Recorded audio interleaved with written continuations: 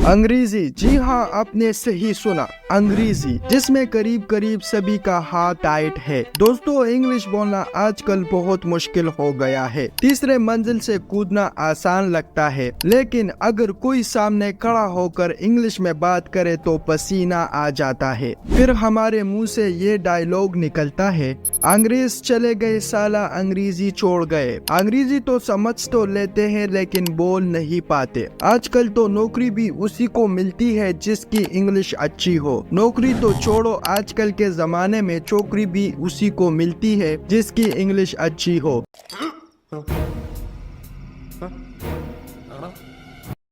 अगर आपको भी इंग्लिश बोलना नहीं आता और ये आपके लिए एक मसला बन चुका है, तो आज इस वीडियो के अंदर मैं आपको सिखाने वाला हूँ 30 बेसिक इंग्लिश शॉर्ट सेंटेंसेस, यानी अंग्रेजी के ऐसे जुमले जिन्हें सीखकर आप अपने स्पोकिंग इंग्लिश को इम्प्रूव कर सकते हैं। और ये सारे सेंटेंसेस आप अपने डेली लाइफ कन्वर्सेशन में भी यूज कर सकते हैं। और मजे की बात तो ये है कि इसके लिए ना आपको ग्रामर और ना ही वोकेबलरी सीखने की जरूरत है।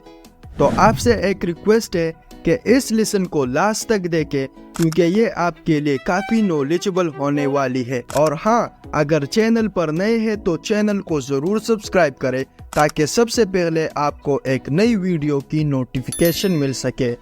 तो शुरू करते हैं आज का लेसन।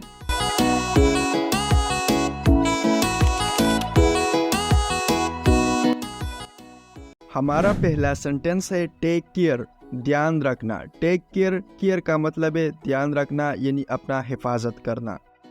शी इज हैप्पी, वो खुश रहे। शी इज हैप्पी, हैप्पी का मतलब है खुश होना। डोंट मूव, हिलो मत। डोंट मूव, अगर किसी काम में खतरा हो, कोई गलत जगह पर खड़ा हो, तो हम उसे कहते हैं कि तुम यहाँ से हिलो मत। तो अंग्रेजी में इस तरीके से बोले, डोंट मूव।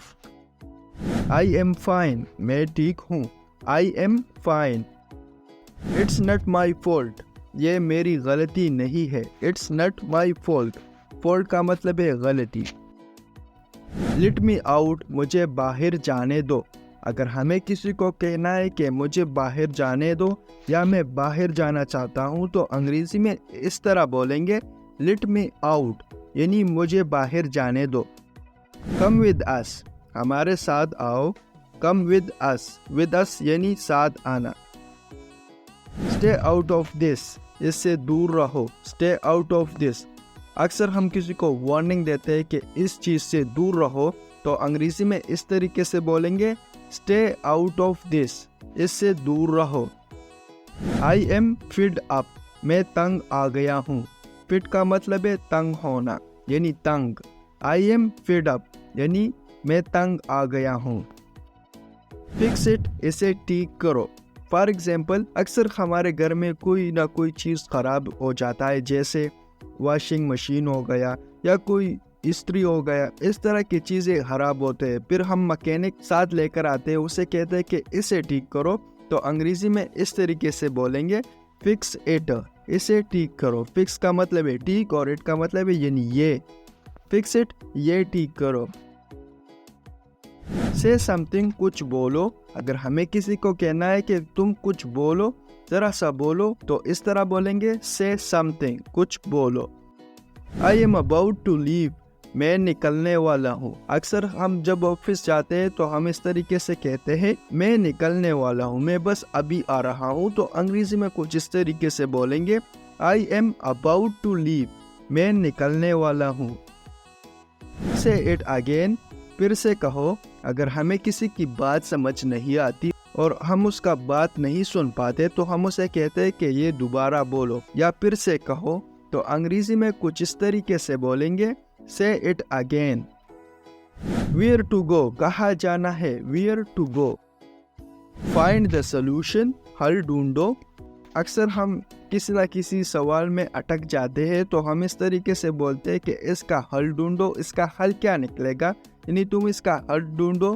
तो अंग्रेजी में कुछ इस तरीके से बोलेंगे, फाइंड द सोल्यूशन। एक प्रॉब्लम का हल ढूंढने के लिए हम इस तरीके से बोलेंगे, find the solution. Don't tell others, दूसरों को मत बताना। डोंट टेल ओदर्स, ओदर्स का मतलब है दूसरों को। अगर हम किसी को कहते हैं ये मैंने जो बात बोला ये किसी और को मत बताना, दूसरों को मत बताना, तो अंग्रेजी में कुछ इस तरीके से बोलेंगे, don't tell others.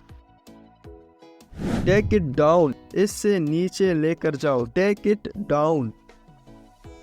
Think it over, इस पर सोचो। अगर हमें किसी को कहना है कि तुम इस चीज के बारे में सोचो या इस पर सोचो, तो अंग्रेजी में कुछ इस तरीके से बोलेंगे, थिंक इट ओवर। थिंक का मतलब है सोचना। एज सून एज पॉसिबल, जितना जल्दी हो सके, as soon as possible. Buy it, इसे खरीदो। अगर हमें किसी को कहना है कि इसे खरीदो, ये तुम्हारे लिए अच्छा है, तुम इसे खरीद सकते हो या तुम इसे खरीदो, तो अंग्रेजी में कुछ इस तरीके से बोलेंगे, बाय इट, इसे खरीदो। बाय का मतलब है खरीदना। आई एम नॉट इंटरेस्टिंग, मुझे इसमें दिलचस्पी नहीं है। अगर कोई काम या कोई चीज़ हमें पसंद नहीं होता और उसमें हमारी दिलचस्पी नहीं होती, तो हम इस तरीके से उर्दू में अक्सर बोलते हैं कि मुझे ये काम पसंद नहीं है, इसमें मेरा दिलचस्पी नहीं है। तो इस जुमले को अंग्रेजी में कुछ इस तरीके से बोलेंगे, आई एम नॉट इंटरेस्टिंग, यानी मुझे इसमें दिलचस्पी नहीं है। कॉल मी टुमारो, मुझे कल कॉल करना है। कॉल मी टुमारो, अगर हमें किसी को कल कॉल करना हो तो हम अंग्रेजी में इस तरीके से बोलते हैं, कॉल मी टुमारो, मुझे कल कॉल करना है। डू यू मीन इट, क्या आपका ये मतलब है? Do you mean it? What is it, ये क्या है? अगर हम कोई ऐसा चीज देखते हैं जो हमने पहले नहीं देखा हो, तो हम इस तरह कहते हैं अक्सर उर्दू में, ये क्या चीज है, ये तो मैंने पहले कभी नहीं देखा। तो इस जुमले को अंग्रेजी में कुछ इस तरीके से बोलेंगे, what is it? It is not my problem, ये मेरा मसला नहीं है। It is not my problem, problem का मतलब है मसला। डू यू वॉन्ट इट, क्या आपको ये चाहिए? अगर किसी को कोई चीज़ चाहिए तो हम उसे कहते हैं कि क्या आपको ये चाहिए, क्या आपको इस चीज़ की ज़रूरत है? तो इस जुमले को यानी इस फिक्र को हम अंग्रेजी में कुछ इस तरीके से बोलेंगे, डू यू वॉन्ट इट, क्या आपको ये चाहिए? आई एम लाइक दिस, मैं ऐसा ही हूँ। I am like this. Go right ahead, बिल्कुल सीधा जाओ। अगर कोई हमसे पता पूछता है तो हम उससे कहते हैं कि सीधा जाओ या बाएं जाओ। अगर उसे सीधा जाना हो तो हम इस तरीके से बोलते हैं, गो राइट अहेड, बिल्कुल सीधा जाओ। डोंट टेल मी दैट, मुझे ये मत बताओ। Don't tell me that. Have a nice day, आपका दिन अच्छा गुजरे। Have a nice day, nice day का मतलब है यानी अच्छा दिन गुजरे।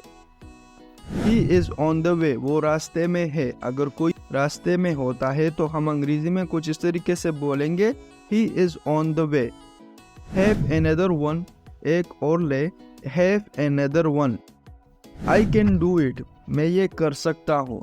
फॉर एग्जाम्पल, अक्सर हम कोई ना कोई काम करते हैं, वो काम हम अगर कर सकते हैं तो हम इस तरीके से बोलते हैं कि हाँ ये काम मैं कर सकता हूँ।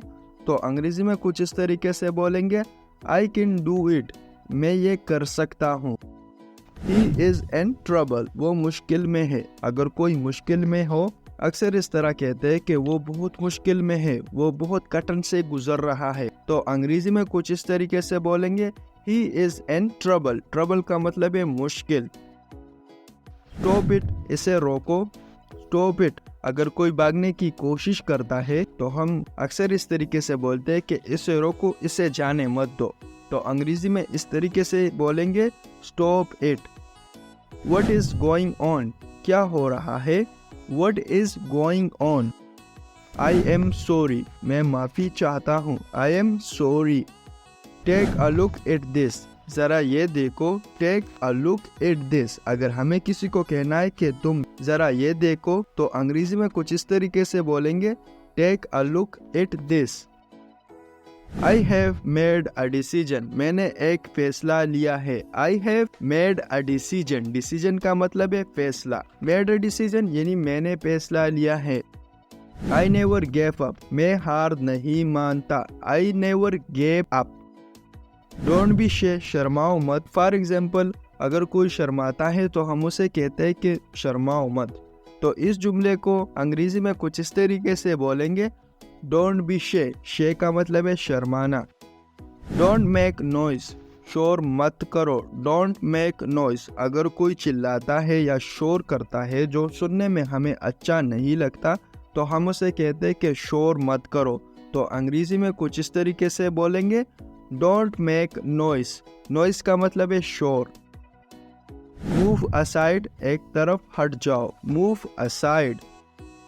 सी यू लेटर, बाद में मिलते हैं। See you later. Okay friends, इस लेसन में तो हमने बहुत ज़्यादा सेंटेंसेस सीखे, मगर हमें ये पता नहीं चला कि आखिर ये इंग्लिश सेंटेंसेस क्या है और ये किसे कहते हैं। तो ये जानने के लिए इस वीडियो पर क्लिक करें, क्योंकि मैंने इस वीडियो में डिटेल के साथ बताया है कि आखिर ये इंग्लिश सेंटेंसेस क्या होते हैं। तो एक दूसरी मुलाकात करते हैं इस वीडियो में।